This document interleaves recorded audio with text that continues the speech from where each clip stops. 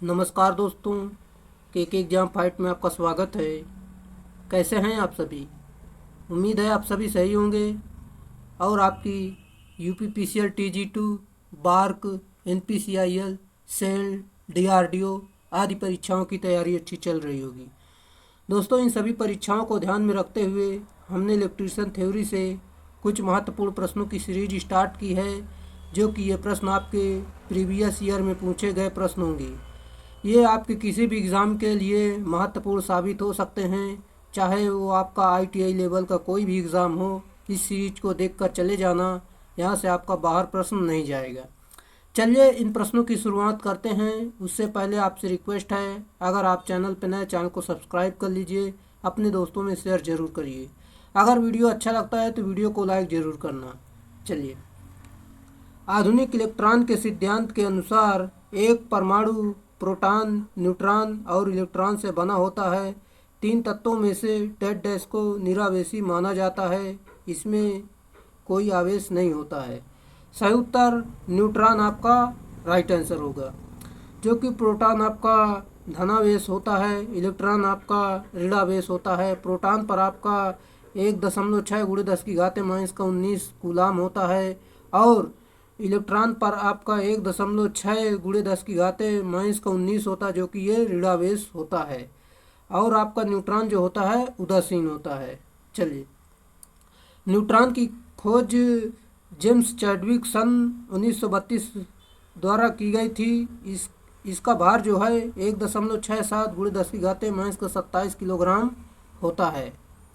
चलिए, अगला आपका दिया गया है, परमाणु में इलेक्ट्रॉन तथा प्रोटॉन की संख्या राइट आंसर आपका है, जो कि यहाँ पर बराबर होती है। इलेक्ट्रॉन की संख्या प्रोटॉन की संख्या बराबर होती है। यहाँ पर हम देख लेते हैं, परमाणु में इलेक्ट्रॉन तथा प्रोटॉन की संख्या समान होती है तथा ये दोनों कण क्रमशः ऋणात्मक तथा धनात्मक होते हैं। न्यूट्रॉन एक उदासीन कण होता है। किसी परमाणु का क्रमांक उसमें व्याप्त इलेक्ट्रॉन या प्रोटॉनों की संख्या के तुल्य होता है तथा परमाणु भार न्यूट्रॉन तथा प्रोटॉन की संख्या के योग के तुल्य होता है। अगला आपका दिया गया है, किसी भी परमाणु के सेल में मौजूद इलेक्ट्रॉनों की संख्या अधिकतम संख्या कितनी होगी? सही उत्तर यहाँ पर आपका हो जाएगा, जो कि 2 होगी। ये इसका सही उत्तर होगा। दोस्तों, इसका एक फार्मूला होता है, जो कि इस फार्मूले से आप निकालेंगे 2n²। यहाँ पर आपका अगर k बराबर 1 रखेंगे तो यहाँ पर आपका जो कि निकल कर आ जाता है। यहाँ पर 2n के दर पर 1 रखेंगे, इसका वर्ग करेंगे तो आपको यहाँ पर 2 आ जाता है k बराबर। चलिए, हम अगले प्रश्न पर जाने से पहले इसकी पूरी व्याख्या देख लेते हैं, जो कि एक परमाणु की प्रत्येक कक्षा में अधिकतम इलेक्ट्रॉन की संख्या 2n² द्वारा ज्ञात की जाती है। जबकि के सेल में एक मान रखेंगे, जो कि यहाँ पर n के दर पर 1 रख देंगे तो आपका यहाँ पर सॉल्व करेंगे तो 2 आ जाएगा। इसी प्रकार एल में 2 रखेंगे तो आपका 8 आ जाएगा। एम में आपका 18 आता है और एन में आपका 32 आता है। इस प्रकार आप देख सकते हैं। चलिए, अगला प्रश्न है आपका, एक परमाणु की प्रत्येक कक्षा में अनुमत इलेक्ट्रॉनों की अधिकतम संख्या कितनी है, जहां n क्रमांकित कक्षा में? सही उत्तर 2n² राइट आंसर है, हमने अभी आपको बताया है। आधुनिक आवर्त सारणी में 36 पंक्तियों को डेड डैश कहा जाता है, आवर्त कहते हैं, राइट आंसर है। चलिए, यहाँ पर आपको बताना चाहेंगे, जो कि आधुनिक आवर्त सारणी में 36 पंक्तियों को आवर्त कहा जाता है। आधुनिक आवर्त सारणी में कुल 18 स्तंभ होते हैं, जिन्हें समूह कहा जाता है, तथा 7 36 पंक्तियाँ होती हैं, जिन्हें आवर्त कहा जाता है। तथा इन सारणी को रूसी वैज्ञानिक दिमित्र मेंडलीव द्वारा 1869 ईस्वी में दी गई। चलिए, अगले प्रश्न पर चलते हैं, जो कि आपका अगला प्रश्न दिया गया है, केबल में कवच वाले किसी तार की उपयोगिता क्या है? सही उत्तर जो कि आंतरिक सुरक्षा, ये इसकी उपयोगिता होती है। चलिए, और यहाँ पर केबल में कवच वाले किसी तार की उपयोगिता यांत्रिक सुरक्षा है। कवच युक्त केबल यांत्रिक रूप से सुदृढ़ होते हैं। अगला है आपका, किसी विद्युत रोधी सामग्री में डेड डैश होना चाहिए, क्या होना चाहिए? सही उत्तर कम लागत उच्च परावैद्युत यानी डाइलेक्ट्रिक शक्ति और उच्च यांत्रिक मजबूती, ये चीज़ होने चाहिए। ये इसका सही उत्तर है। चलिए यहाँ पर हम देखते हैं जो कि अगले प्रश्न पर देख लेते हैं। जैसा कि यहाँ पर आपका दिया गया है, किसी 11 किलो वोल्ट वाले केबल के लिए वांछित खाई होती है। सही उत्तर आपका है जो कि 0.9 मीटर होती है, राइट आंसर है। चलिए यहाँ पर हम देख लेते हैं, हाई स्पीड इस्पात में कार्बन का प्रतिशत डैश डैश होता है। राइट आंसर आपका है जो कि 0.75 से लेकर 1% होता है, सही उत्तर है। यहाँ पर हम देख लेते हैं, लो कार्बन स्टील में 0.05% से लेकर 0.25% तथा 0.4% मैग्नीज, इसे माइल्ड स्टील के नाम से भी जाना जाता है। अगला है, निम्न में से कौन सा परीक्षण केबल के भूदोष यानी अर्थ फॉल्ट के स्थान पर पता लगाने के लिए प्रयोग किया जाता है। सही उत्तर आपका है जो कि मुर्रे लूप या परीक्षण, राइट आंसर है। यहाँ पर हम देखते हैं जो कि केबल के भू दोष यानी अर्थ फॉल्ट तथा शॉर्ट सर्किट के दोनों के लिए मुर्रे लूप टेस्ट या वार्ले लूप टेस्ट प्रयुक्त किया जाता है और ब्लेवियर टेस्ट का प्रयोग प्रायः एकल क्रोड केबल के भू प्रदोष की स्थिति ज्ञात करने में किया जाता है। अगला पॉइंट आपका दिया गया है जो कि किसी लूप टेस्ट यानी पास परीक्षण के व्हीट स्टोन सेतु के सिद्धांत पर कार्य करते हैं। अगला है, कम्यूटेटर खंड को इंसुलेट करने के लिए निम्न में से किस सामग्री का प्रयोग किया जाता है। सही उत्तर आपका है जो कि आपका यहाँ पर अब्रक इंसुलेशन, राइट आंसर है। चलिए देख लेते हैं हम अगले प्रश्न की तरफ। जब धारा 2 सेकंड में -3 एम्पियर से 3 एम्पियर हो जाए तो वह स्वप्रेरकत्व 2 हेनरी है, तो प्रतिघाती वोल्टता का मान कितना होगा। फार्मूला होता है आपका जो कि यहाँ पर आप देख सकते हैं, VL बराबर LdI/dt, DI/dt होता है। इस फार्मूले पर आप मान रखेंगे जो कि यहाँ पर आप देख सकते हैं। चलिए हम आपको बता देते हैं, VL बराबर L धारा में परिवर्तन बटे धारा में परिवर्तन में लगा समय। यहाँ पर इसको सॉल्व कर लेंगे तो आपका यहाँ पर आपका राइट आंसर हो जाएगा जो कि 6 वोल्ट, सही उत्तर है। चलिए अगला प्रश्न आपका दिया गया है, यहाँ पर हम देख लेते हैं, परिपथ में दिए गए प्रेरित के लिए समय अनुक्षेत्र V बराबर LdI/dt है। इसका रेखीय फेजर निरूपण क्या है, क्या होगा। चलिए इसका आपका राइट आंसर हो जाएगा जो कि हमने अभी आपको बताया। चलिए इसका राइट आंसर है ऑप्शन नंबर C जो कि V बराबर J⍵Li, इसका सही उत्तर है। यहाँ पर आपको बताना चाहेंगे, यहाँ पर आप DI/ यानी V बराबर LdI/dt समय डोमेन है जो कि यहाँ पर V बराबर आपका DI/dt की दर पर JWLI रख देंगे जो कि यहाँ पर आवृत्ति डोमेन दिया गया है। अगला है, एक शुद्ध प्रेरक परिपथ में यदि सप्लाई आवृत्ति में 1/4 कमी कर दी जाती है तो विद्युत धारा डैश डैश है। सही उत्तर जो कि 4 गुना अधिक हो जाएगी, राइट आंसर है।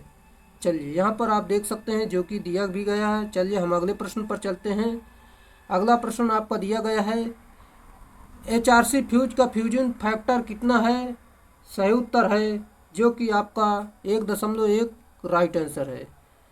यहाँ पर हम देख लेते हैं, जैसे कि फ्यूजिंग फैक्टर बराबर I maximum for melting of fuse wire, जो कि यहाँ पर इसका दिया गया है, और संलग्न की वह न्यूनतम धारा जिस पर संलग्न अवयव पिघल कर गिर जाता है। जैसे कि HRC फ्यूज के फ्यूजिंग फैक्टर का मान 1.1 होता है। अगला है, फ्यूज तार नहीं बनता है। सही उत्तर आपका है जो कि स्टील से नहीं बनता है, ये इसका राइट आंसर है। चलिए यहाँ पर हम देख लेते हैं जो कि फ्यूज तार इस्पात का नहीं यानी स्टील का नहीं बनाया जाता है, जबकि फ्यूज तार का गलनांक कम तथा चालकता अधिक होनी चाहिए, और फ्यूज तार एक सुरक्षा उपकरण यंत्र होता है। फ्यूज में प्रायः प्रयुक्त होने वाला पदार्थ लेड तथा टिन होता है। अगला है, चुंबकीय अधिभार रिले की तुलना में तापीय अधिभार रिले डैश डैश होते हैं।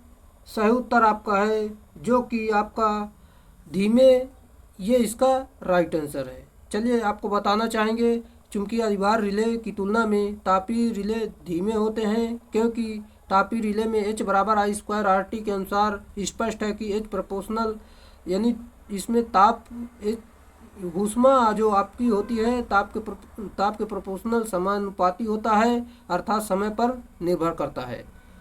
अगला है बुकोल्ज रिले आमतौर पर डेड डैश पर संरक्षण के लिए इस्तेमाल किया जाता है। सही उत्तर आप सभी को पता होगा, ये ट्रांसफार्मर में कार्य में लेते हैं। Option number C right answer है, जो कि नमी सोखने के लिए होता है। नहीं सॉरी दोस्तों, ये बुकोल्ज रिले आमतौर पर ट्रांसफार्मर संरक्षण के लिए इस्तेमाल किया जाता है। नमी सोखने के लिए आपका सिलिका जेल होता है। चलिए अगला है सीसा अम्ल बैटरी में फिल्टरों को क्यों प्रदान किया जाता है। सही उत्तर आपका है जो कि गैसों के प्रवाह की सुगमता के लिए राइट आंसर है। चलिए यहाँ पर हम देख लेते हैं, अगले प्रश्न पर चलते हैं जो कि लेड एसिड बैटरी प्लेट्स को मजबूत देने के लिए निम्न में से किस धातु का इस्तेमाल किया जाता है। लेड एसिड आपका ऑप्शन नंबर जो कि एंटीमनी राइट आंसर है। चलिए देख लेते हैं, यहाँ पर लेड एसिड बैटरी की प्लेट्स शीशे की बनी होती है, इन्हें मजबूती प्रदान के लिए एंटीमनी इस्तेमाल किया जाता है। लेड एसिड बैटरी में सेपरेटर की सामग्री किस सामग्री की होती है। सही उत्तर आपका है जो कि छिद्रयुक्त राइट आंसर है। चलिए लेड एसिड बैटरी में सेपरेटर की सामग्री छिद्रयुक्त अथवा पोरस होती है। छिद्रयुक्त होने से तात्पर्य इलेक्ट्रोलाइट का गमन आसान करने के साथ शॉर्ट सर्किट होने से बचाता है। अगला है लेड एसिड सेल का ऊर्जा घनत्व तो क्या है। सही उत्तर आपका है 80 से 90, ये इसका ऊर्जा घनत्व होता है। अगला प्रश्न किसी सीसा अम्ल बैटरी में प्रति सेल निगेटिव प्लेटों की संख्या डेड डैश के बराबर होती है। सही उत्तर जो कि पॉजिटिव प्लेटों प्लस 1, ये इसका राइट आंसर है। चलिए अगला है और इसकी आयु ऋणात्मक की 2 गुना रहती है। चलिए अगला है सीसा अम्ल बैटरी की लाइफ हो सकती है। सही उत्तर आपका हो जाएगा जो कि इसमें 2 से 5 वर्ष होती है, राइट आंसर है। चलिए सेल में इलेक्ट्रोलाइट का तल होना चाहिए। सही उत्तर है जो कि प्लेटों के तल में ऊपर, ये इसका राइट आंसर है।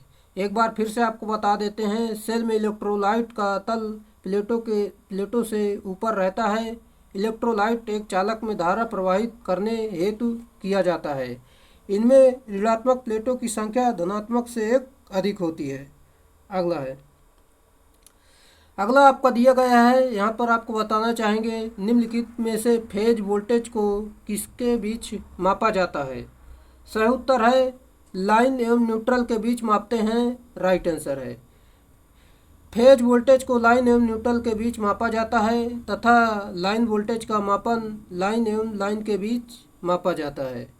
चलिए अगला है अगला आपका दिया गया है जो कि किसी परिपथ का शक्ति गुणांक किसके द्वारा दर्शाया जाता है। सही उत्तर है जो कि पावर फैक्टर मीटर द्वारा दर्शाते हैं, राइट आंसर है। चलिए यहाँ पर हम देख लेते हैं किसी परिपथ का शक्ति गुणांक पावर फैक्टर मीटर द्वारा दर्शाया जाता है। फेज सीक्वेंस इंडिकेटर से फेजो यानी RYB का सही क्रम ज्ञात करने के लिए किया जाता है। अगला है न्यूट्रल प्राप्त किया जाता है। सही उत्तर आपका है, यहाँ पर आपका न्यूट्रल जो आप स्टार कनेक्शन से प्राप्त करते हैं, ये ऑप्शन नंबर ए सही उत्तर है। स्टार कनेक्शन द्वारा न्यूट्रल प्राप्त किया जाता है तथा डेल्टा कनेक्शन में न्यूट्रल नहीं होता है। अगला है यदि परिपथ में एक परिपथ में यदि रिएक्टेंस का मान 0 है तब शक्ति गुणांक का मान क्या होगा। सही उत्तर आपका हो जाएगा जो कि यहाँ पर इकाई होता है, राइट आंसर है। चलिए यहाँ पर आप देख सकते हैं जो कि एक ऐसी परिपथ में रिएक्टेंस का मान 0 तब शक्ति गुणक का मान इकाई होगा जो कि पावर फैक्टर बराबर R/Z होता है। जेड यानी आप जेड निकालेंगे तो इसका रूट में R² + X² यहाँ पर मान रख देंगे पूरा मान, जो कि यहाँ पर 1 आ जाएगा cos φ बराबर, जो कि सही उत्तर यहाँ पर इकाई होता है, हमने आपको बता दिया। अगला है, मोटर कनेक्शन में किस प्रकार की टैप प्रयुक्त होती है? सही उत्तर है जो कि कैम्ब्रिज वार्निश कृत राइट आंसर है। जैसा कि मोटर कनेक्शन में कैम्ब्रिज वार्निश कृत प्रकार की टैप प्रयुक्त करते हैं, इस प्रकार के टेप का प्रयोग बिजली के तारों और बिजली के संचालन करने वाले अन्य सामग्रियों को इंसुलेट करने के लिए प्रयोग किया जाता है। इस प्रकार का कुचालक कक्षा एच में वर्गीकृत किया जाता है। अगला है, लेड राइट पेपर इंसुलेशन का मुख्य गुणधर्म कौन सा है? सही उत्तर आपका है जो कि अच्छी एंजिंग और डाई इलेक्ट्रिक सामर्थ्य राइट आंसर है। चलिए देख लेते हैं यहाँ पर, लेड राइट पेपर इंसुलेशन का मुख्य गुणधर्म अच्छी एंजिंग तथा डाई इलेक्ट्रिक सामर्थ्य से है। यह लेड राइट सेलुलोज सामग्री है जो भौतिक गुण और उपयोगी में वल्कनाइज्ड फाइबर के समान है, जिसे वल्कनाइज्ड फाइबर तथा मिनरल एसिड का उपयोग करके तैयार किया जाता है। अगला है, बैकेलाइट एक डैश डैश है। सही उत्तर है जो कि बैकेलाइट आपका है विद्युत रोधक है, राइट आंसर है। चलिए यहाँ पर और कुछ जानकारी देखते हैं, जो कि वे पदार्थ जो धारा का प्रवाह का विरोध करते हैं उन्हें विद्युत रोधक पदार्थ कहते हैं, जैसा कि बैकेलाइट, पोर्सलिन आदि। अब बैकेलाइट शुद्ध रूप से एक मजबूत रबड़ है जिसका प्रयोग बिजली के सामान बनाने में प्रयुक्त होता है। अगला है, कृत्रिम वैक्स में डैश डैश विद्युत रोधी गुण और डैश डैश आर्द्रताग्राही गुण होता है। सही उत्तर जो कि उच्च कृत्रिम वैक्स में उच्च विद्युत रोधी और निम्न आर्द्रताग्राही गुण होता है। Option number A right answer है। चलिए अगले प्रश्न पर चलते हैं, निम्न में से किस विद्युत रोधी की प्रतिरोधकता सबसे अधिक होती है? राइट आंसर है जो कि टेफ्लॉन सही उत्तर है। चलिए यहाँ पर हम देख लेते हैं, जो कि यहाँ पर दिया गया है टेफ्लॉन सर्वाधिक विद्युत रोधी प्रतिरोधकता वाला पदार्थ है जो इनमें दिए गए हैं, और पॉलीपेट्रोफ्लुoroethene भी कहा जाता है जो एक संश्लेषित फ्लोरो बहुलक है जो अनेक उद्योगों अनुप्रयोगों में प्रयुक्त होता है। अगला है, विद्युत रोधी बनाने के लिए किस सामग्री का प्रयोग किया जाता है? सही उत्तर जो कि यहाँ पर हम पोर्सलिन का प्रयोग करते हैं, राइट आंसर है। चलिए और कुछ जानकारी आपको देना चाहेंगे। इंसुलेटर वे पदार्थ जिनमें उच्च प्रतिरोधी गुण के कारण धारा प्रवाह बाधित रहता है। पारेषण लाइन में प्रयुक्त पोर्सलिन सामग्री वास्तव में चीनी मिट्टी क्वार्ट्ज फेल्डपार मिश्रण का होता है। अगला है, अगला आपका है जो कि यहाँ पर हम देखते हैं एम्पलीफायर जिसमें ट्रांजिस्टर बायस का मान और सिग्नल वोल्टेज इस तरह से संयोजित किए जाते हैं कि कलेक्टर करंट इनपुट सिग्नल के आधे समय से कम के लिए प्रवाह करता है, उसे डेड डैश कहा जाता है। सही उत्तर आपका हो जाएगा class C amplifier, right answer है। चलिए जो कि यहाँ पर दिया गया है, क्लास सी एम्पलीफायर कलेक्टर धारा इनपुट सिग्नल के आधे चक्र से 180 डिग्री से कम के लिए प्रवाहित होता है। इस प्रकार के प्रवर्धकों को प्रयोग ट्यून्ड परिपथों यानी रेडियो दूरसंचार में किया जाता है। इसकी दक्षता 78.5 से लेकर 85% तक होती है। अगला है, अगला पॉइंट आपको दिया गया है, जैसे कि एक वर्ग एक एम्पलीफायर में आउटपुट सिग्नल इनपुट सिग्नल के पूरे चक्र 360 डिग्री के लिए प्राप्त होता है। वर्ग बी एम्पलीफायर में आउटपुट सिग्नल इनपुट सिग्नल के आधे चक्र यानी 180 डिग्री के लिए प्राप्त होता है। और बता देते हैं आपको, वर्ग ए बी एम्पलीफायर में आउटपुट सिग्नल इनपुट सिग्नल के आधे चक्र आधे से अधिक लेकिन पूरे चक्र से कम यानी 180 से अधिक और 360 से कम के लिए प्राप्त होता है। अगला है, क्लास ए एम्पलीफायर की कुशलता डेड डैश जिसमें सर्वश्रेष्ठ फिडिलिटी और न्यूनतम विकृति है लेकिन कम उत्पादन होता है। सही उत्तर आपका हो जाएगा यहाँ पर ऑप्शन नंबर सी जो कि 20 से 35% राइट आंसर है। चलिए देखते हैं इसकी व्याख्या जो कि काफ़ी महत्वपूर्ण है। यहाँ पर हम देख लेते हैं, ऑपरेशन मोड के आधार पर प्रवर्धक निम्न प्रकार के होते हैं, जैसे कि A B C, A B और सी, जो कि आप देख सकते हैं।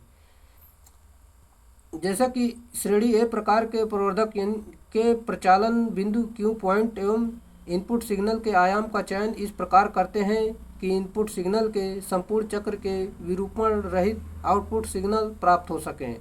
ट्रांसफार्मर कपल्ड वर्ग ए पावर प्रवर्धक की अधिकतम दक्षता 50% होती है, परंतु ट्रांसफार्मर के स्थान पर प्रतिरोध प्रयुक्त वर्ग ए प्रवर्धक की अधिकतम दक्षता 35% तक होती है। अगला है डेड डैश एक तापीय वाल्व आधारित सर्किट है जो इनपुट सिग्नल के आयाम को बढ़ाने में सक्षम है। सही उत्तर है एक एम्पलीफायर, राइट आंसर है। चलिए, एम्पलीफायर एक तापीय वाल्व पर आधारित सर्किट है जो इनपुट सिग्नल के आयाम को बढ़ाने में सक्षम है। वास्तव में थर्मोइनिक वाल्व अथवा ट्रांजिस्टर की एम्पलीफिकेशन क्षमता ही एम्पलीफायर का आधार है। अगला है विद्युत वायरिंग में सभी विद्युतीय उपकरण जुड़े होते हैं, समांतर क्रम में जुड़े होते हैं, राइट आंसर है। चलिए, एक घर के वायरिंग परिपथों को लैंप समांतर में जोड़ा जाता है और समांतर में संयोजन का लाभ यह है कि एक लैंप खराब भी हो जाए तो अन्य लैंपों की क्षतिपूर्ति नहीं होती है, उनमें वोल्टेज ड्रॉप नियत रहता है। अगला है उस बिंदु को क्या कहा जाता है जहां उपभोक्ता की वायरिंग कटआउट से जुड़ी होती है, राइट आंसर आपका हो जाएगा जो कि उपभोक्ता का टर्मिनल, राइट आंसर है। चलिए अगला है आईएस के अनुसार घरेलू वायरिंग के लिए प्रयोग की जाने वाली तारों की वोल्टेज ग्रेडिंग क्या है। सही उत्तर आपका है जो कि 1100 वोल्ट, राइट आंसर है। चलिए, यहाँ पर आईएस के अनुसार घरेलू वायरिंग के लिए प्रयोग की जाने वाली वोल्टेज ग्रेडिंग 1100 या दूसरे शब्दों में लो वोल्टेज ग्रेडिंग वाली होती है।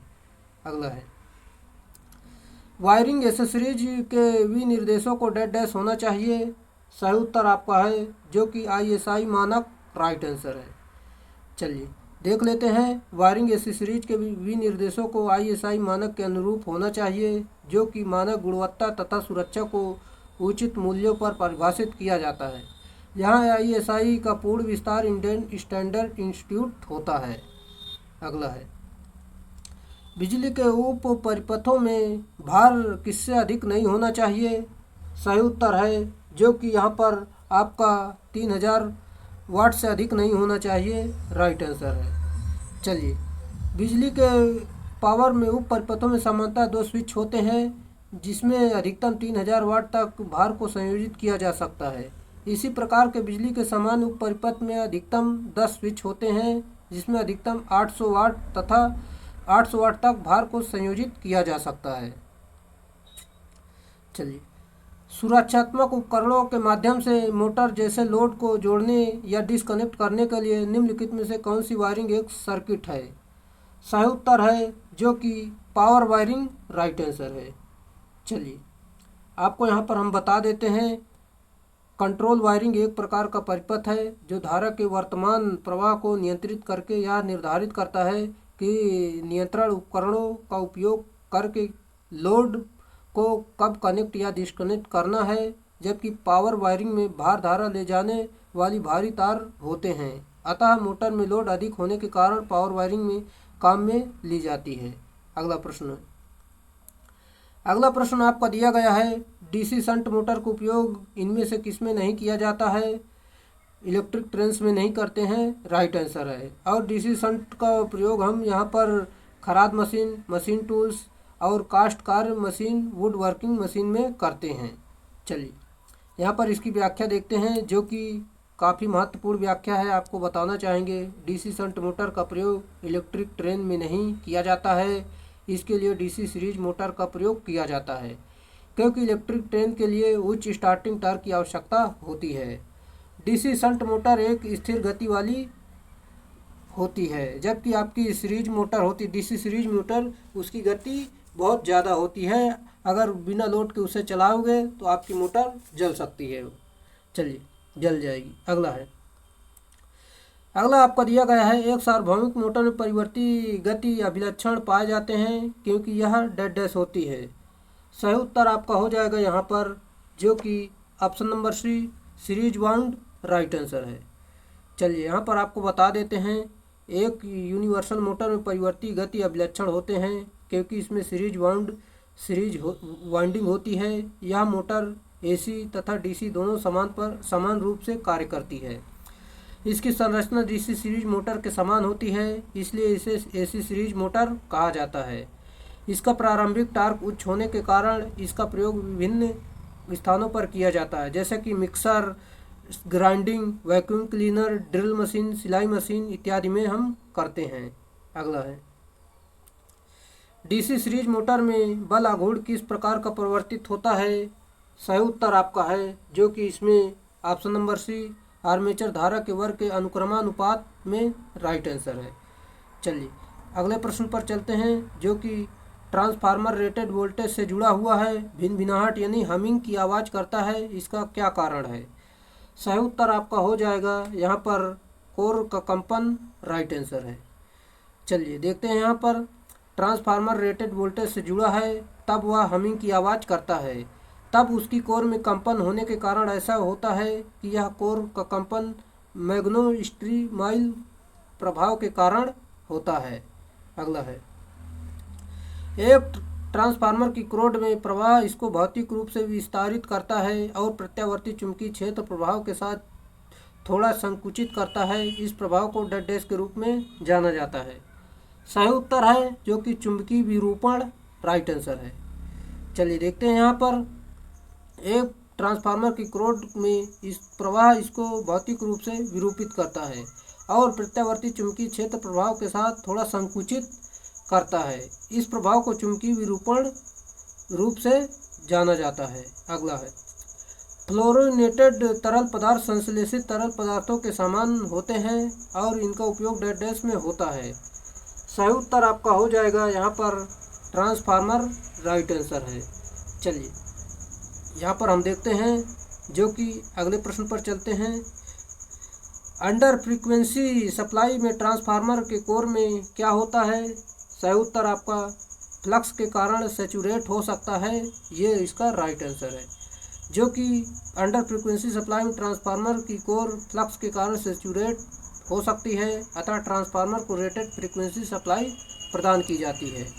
अगला है, एक विशिष्ट परिणामित्र यानी ट्रांसफार्मर जिसका प्रयोग असंतुलित संकेतों को संतुलित संकेतों में परिवर्तित करने में होता है, वह सही उत्तर है वॉल्यूम राइट आंसर है। चलिए अगला प्रश्न है आपका। अगला प्रश्न आपका दिया गया है, जो कि ट्रांसफार्मर की मुख्य सामग्री डेड डैश में शिथिल क्षेत्र में होगा। सही उत्तर है छोटा राइट आंसर।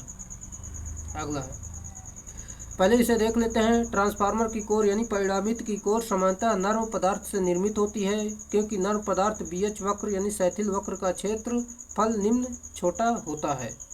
अगला है,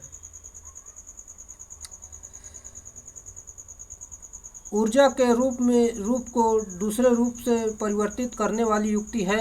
राइट आंसर है आपका ट्रांसड्यूसर, इसका सही उत्तर है।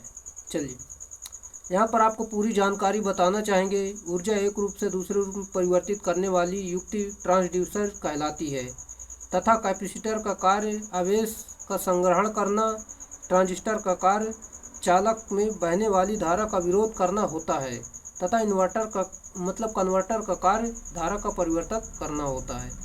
अगला है, मल्टीमीटर एक ऐसी युक्ति है जो निम्नलिखित में एक साथ ही माप सकती है। धारा, वोल्टेज और प्रतिरोध सारे चीज माप सकती है। Option number D right answer है। चलिए अगला है, निम्न प्रतिरोध निम्नलिखित द्वारा मापे जाते हैं। सही उत्तर आप सभी को पता होगा, जो कि केल्विन डबल ब्रिज, इसका सही उत्तर होगा option number D right answer है। चलिए अगला प्रश्न पर चलते हैं। पहले इसकी व्याख्या आपको बता देते हैं। निम्न प्रतिरोध केल्विन डबल ब्रिज द्वारा मापे जाते हैं तथा व्हीटस्टोन ब्रिज द्वारा मध्यम श्रेणी के प्रतिरोध मापे जाते हैं एवं उच्च प्रतिरोध का मापन मेगर विधि द्वारा किया जाता है। अगला है, डायनामोमीटर किस्म का वाट मीटर निम्नलिखित पर लगाया जाता है। सही उत्तर, जो कि यहाँ पर आपका एसी और डीसी दोनों के लिए राइट आंसर है। डायनामोमीटर किस्म का वाट मीटर एसी और डीसी दोनों पर लगाया जाता है। इसमें विक्षेप शक्ति समानुपाती होने के कारण पैमाना समरूप होता है और इसमें उच्च स्तर की परिशुद्धता प्राप्त की जा सकती है। अगला है, रोटर परिपथ में प्रेरित विद्युत वाहक बल यानी ईएमएफ आवृत्ति डैश डैश होती है। सही उत्तर है जो कि स्थिर स्थिति का पर अधिकतम, राइट आंसर है। चलिए, रोटर परिपथ में प्रेरित विद्युत वाहक बल यानी ईएमएफ की आवृत्ति स्थिर स्थिति पर अधिकतम होती है, अर्थात जब विद्युत वाहक बल स्थिर अवस्था में हो तब आवृत्ति अधिकतम होगी। अगला है, यदि किसी प्रेरणी मोटर का सर्पण यानी स्लिप आपका 0.1 जबकि तुल्यकालिक गति 1000 आरपीएम है तो इसकी घूर्णक गति यानी रोटर गति कितनी होगी। चलिए, इसका सिंपल सा फार्मूला होता है। चलिए हम आपको यहाँ पर डिस्क्रिप्शन के माध्यम से सॉल्व करा देते हैं। यहाँ पर आपका स्लिप दी गई है, एनएस यानी सिंक्रोनस स्पीड दी गई है, यहाँ पर एनआर हमें निकालना है। पहले तो हम यहाँ पर से स्लिप निकालेंगे, जो यहाँ पर पूरा मान रख देंगे। जैसे कि स्लिप का मान 10 बटे यानी 0.1 का मतलब यहाँ पर 0 हटाएंगे तो यहाँ पर 1 बटे यानी इधर 0 लगा देंगे तो यहाँ पर 1/100 हो जाएगा। यहाँ पर इस प्रकार पूरा 1000 मान रखेंगे, एनआर का मान हमें यहाँ पर निकाल लेंगे। इसे पूरा सॉल्व करेंगे तो एनआर का मान आपका 900 यानी ऑप्शन नंबर सी सही उत्तर हो जाएगा। चलिए अगला है, यदि एक प्रेरण मोटर की स्लिप 0.1 जबकि तुल्यकालिक गति 1000 आरपीएम है तो रोटर गति कितनी होगी। अभी हमने आपको बताया जो कि यहाँ पर option number C 900 RPM right answer है। पूरा मान इसी प्रकार रखेंगे जो कि ये फार्मूला से आप निकाल सकते हैं। चलिए अगले प्रश्न पर चलते हैं। अगला प्रश्न है, 3 फेज प्रेरण यानी इंडक्शन मोटर में 4 पोल के लिए कुंडलित है और 50 हर्ट्ज आपूर्ति द्वारा आपूर्तित है। यदि सर्पण यानी स्लिप 4% हो तो गुणक की दर ज्ञात करना है आपको। सही उत्तर आपका हो जाएगा जो कि यहाँ पर 1440 आरपीएम राइट आंसर है। जल्दी, जैसे कि यहाँ पर इस फार्मूले पर मान रखना है, सिंपल सा है जो कि हमने ये आपको बताया। इस फार्मूले पर मान रख के सॉल्व कर लेंगे तो आपका मान आ जाएगा। किसी उद्योग में शक्ति गुणक को इनमें से किसके द्वारा सुधार किया जा सकता है। सभी को पता होगा जो कि कैपेसिटर यानी संधारित्र राइट आंसर है। चलिए अगला है, अगला आपका दिया गया है जो कि समकालिक कैपेसिटर डैश डैश होता है। राइट आंसर आपका हो जाएगा जो कि समकालिक आपका होता है। यहाँ पर आपको बताना चाहेंगे यांत्रिक लोड के बिना अधिक उत्तेजित समकालिक मोटर राइट आंसर है। चलिए एक बार फिर से आपको समझाना चाहेंगे, जैसे कि जब तुल्यकालिक मोटर यानी ओवर एक्साइटेड होती है तब यह कैपेसिटर की भांति अग्रगामी धारा होती है और इस प्रकार की तुल्यकालिक मोटर जिस प्रणाली का पावर फैक्टर सुधारना हो रहता है उसके समांतर में लगा दिया जाता है। तब उस समय मोटर पर कोई यांत्रिक लोड नहीं होता है। तब इसका केवल एकमात्र कार्य रहता है कि लीडिंग करंट लेना। इस समय यह मोटरें तुल्यकालिक संधारित्र कहलाती हैं। अगला है, अगला आपका दिया गया है, यदि एक सिंक्रोनस मोटर चालू होती है लेकिन पूर्ण बलाघूर्ण विकसित नहीं कर पाती है तो इसका संभावित कारण हो सकता है। सही उत्तर है जो कि यहाँ पर न्यून उत्तेजित वोल्टता और रिवर्स क्षेत्र वाइंडिंग और यहाँ पर मुक्त अथवा लघु परिपथ इसका सही उत्तर यानी ऑप्शन नंबर डी सारे उत्तर इसका सही है। जैसा कि यहाँ पर हम देखते हैं तुल्यकालिक मोटर चालू करने पर यदि पूर्ण बलाघूर्ण नहीं बनाती है तो इसके कारण न्यून उत्तेजित वोल्टता, रिवर्स क्षेत्र वाइंडिंग और मुक्त अथवा शॉर्ट सर्किट ये इसके होते हैं। चलिए, तुल्यकालिक मोटर सेल्फ स्टार्ट नहीं होती है इसलिए इसका प्रारंभिक बलाघूर्ण शून्य होता है और इसके रोटर में को डीसी सोर्स के द्वारा उत्तेजित किया जाता है जो कि तुल्यकालिक मोटर की गति यानी सिंक्रोनस स्पीड बराबर आपकी होती है 120 F/P होता है फार्मूला। अगला है, लेबोरेटरी में आमतौर पर इस्तेमाल होने वाला single phase generator dash dash oscillator है। सही उत्तर आपका हो जाएगा जो कि यहाँ पर option number A Wien bridge right answer है। चलिए, लेबोरेटरी में आमतौर पर इस्तेमाल होने वाला single generator Wien bridge oscillator है क्योंकि वेन ब्रिज में दोलनों की आवृत्ति परास 1:10 परिवर्तित होती है। अगला है, एक फेज यानी सिंगल फेज विस्थापन दोलित्र यानी ऑसिलेटर में आवृत्ति निर्धारण तत्व डैश डैश है। सही उत्तर आपका है जो कि यहाँ पर आपका हो जाएगा आर और सी राइट आंसर है। चलिए देखते हैं, यहाँ पर एक फेज विस्थापन दोलित्र में आवृत्ति निर्धारण तत्व आर व सी होता है। यहाँ दोनों प्रतिरोध तथा कैपेसिटर निष्क्रिय अवयव हैं। जहाँ ऊर्जा ह्रास करता है वही कैपेसिटर यानी संधारित ऊर्जा इलेक्ट्रोस्टैटिक फॉर्म में स्टोर करता है। अगला है आरसी कला यानी आरसी फेज विस्थापन दोलित्र यानी ऑसिलेटर वेन ब्रिज और दोलित्र अपेक्षित आवृत्ति डैश तरंग उत्पन्न करने के लिए आमतौर पर उपयोग किया जाने वाला परिपथ है। सही उत्तर है जो कि साइन है, राइट आंसर है। चलिए यहाँ पर आपको फिर से बताना चाहेंगे आरसी फेज विस्थापन दोलित्र और वेन ब्रिज अपेक्षित आवृत्ति की साइन तरंग उत्पन्न करने के लिए आमतौर पर उपयोग किए जाने वाले परिपथ वेन ब्रिज द्वारा जवक्रीय तरंग की आवृत्ति ज्ञात की जाती है।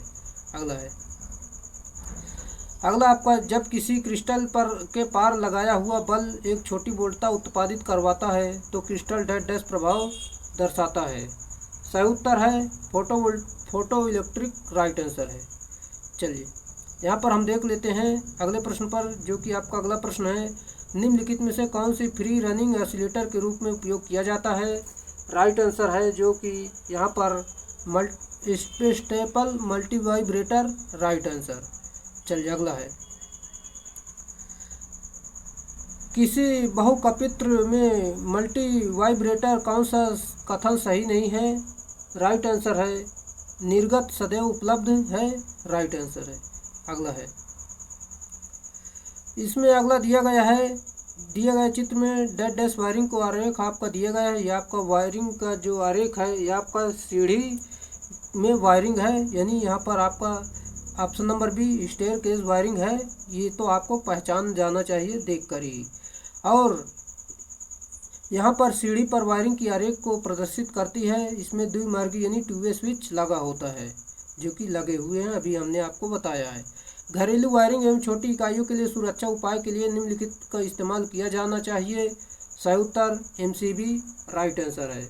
चलिए यहाँ पर हम अगला प्रश्न देखते हैं। यहाँ पर पहले इसकी व्याख्या देख लेते हैं। घरेलू वायरिंग और छोटी इकाइयों के लिए सुरक्षा उपाय के रूप में MCB का प्रयोग करते हैं। MCB का पूरा नाम मिनिएचर सर्किट ब्रेकर होता है और इसका प्रयोग निम्न धारा प्रणाली में करते हैं।